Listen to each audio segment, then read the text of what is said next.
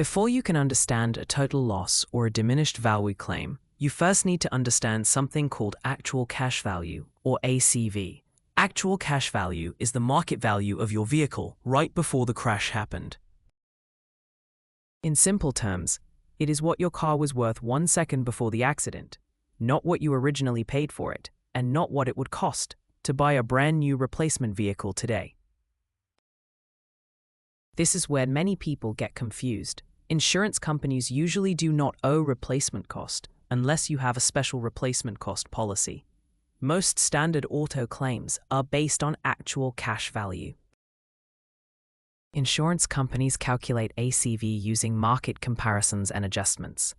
They look at vehicles similar to yours that recently sold or were listed for sale. Then they apply adjustments for things like mileage, condition, options, prior damage, trim package, and regional market differences. For example, a vehicle with low mileage and excellent condition may be worth thousands more than the exact same vehicle with high mileage, worn tires, prior accidents, or mechanical issues. Vehicle values can also vary depending on location, demand, dealership pricing, and even the data source the insurance company uses.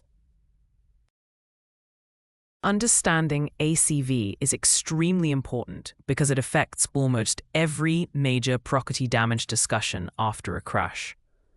It determines how total loss settlements are calculated, whether a vehicle may qualify as a total loss, and even impacts diminished value conversations later on.